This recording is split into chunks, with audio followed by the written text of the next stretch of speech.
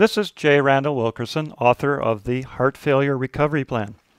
Successful heart regeneration using metabolic enzymes. This is part 21 in a 58-part video series of the entire book. Please check out our introduction video for a background.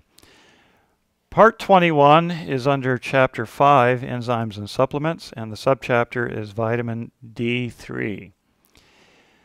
Its value is 2. That means it's important for heart failure recovery. It is even more important if you exercise on a regular basis. The Vitamin D Council recommends a dosage of 35 units per pound of body weight. So a 100-pound person would recommend 3,500 units. A 200-pound person should be taking 7,000 units. Dosages should be combined with cod liver oil and other supplements to make certain that you don't take too much. Observations for many years have found that vitamin D deficiency is common among persons with heart failure. Many clinical trials have checked to see if vitamin D would improve survival and strength with persons with heart failure. Some of the studies have shown protective effects that have increased survival rates. Now, vitamin D works best with persons who exercise. It improves the formation of muscle fibers in the heart. So you have to be exercising the heart aerobically at least 30 minutes a day, at least 5 days a week. This effect from vitamin D3 will increase your strength quite significantly.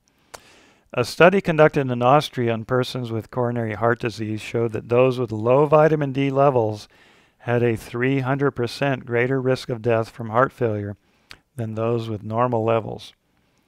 A German study of persons with heart failure and higher vitamin D levels had much better survival rates. This study was reported in Pediatric Cardiology.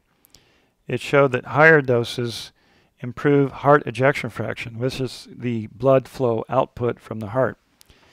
The average ejection fraction increased from 37% to 52% in just 12 weeks.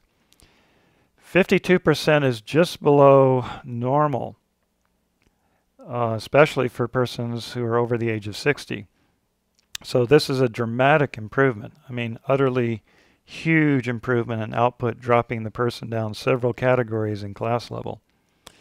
In 2013, the journal Congestive Heart Failure reported a study of 100 adult heart failure patients.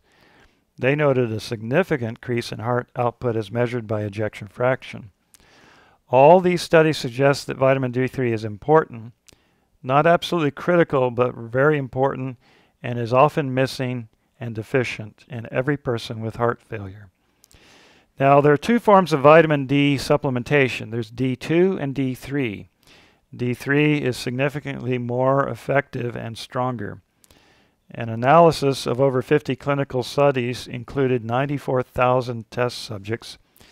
That meta-analysis found that D3 is 87% more potent than D2. D3 is readily available from vitamin and healthcare stores and suppliers. Now, checking your dosage is important because a dosage of about 35 units per pound of body weight will yield somewhere around 40 to 35 nanograms per milliliter. That's the minimum. If you take a dosage of 50 units per pound of body weight, you will start to approach the middle area of proper vitamin D levels. Your doctor can conduct a blood test using a 25-hydroxy vitamin D test. That's the correct one. You can overdose if you take too much. Over 100 nanograms per milliliter up to 200 nanograms per milliliter can be harmful. So you would have to be taking at least 3 or 4 times the recommended level in this book. Vitamin D can also be obtained through sunlight exposure, although skin can become sunburned and skin can also develop into skin cancer. Using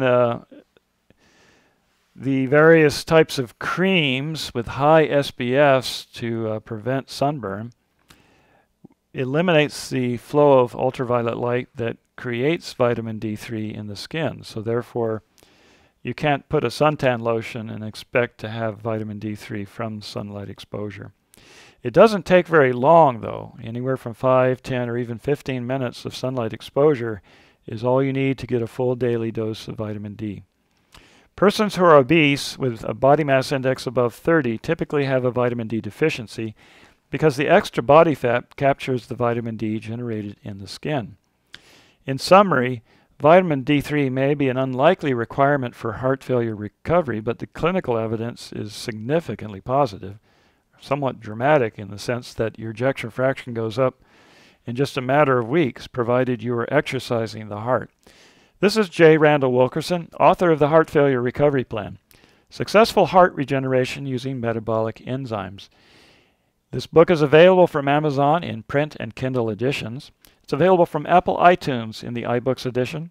It's available from eBay in a print edition and directly from the publisher, Wilkerson and Hughes, P.O. Box 777, Altoona, Florida 32702. Just send a check for $24, which includes shipping and handling. Thank you for listening.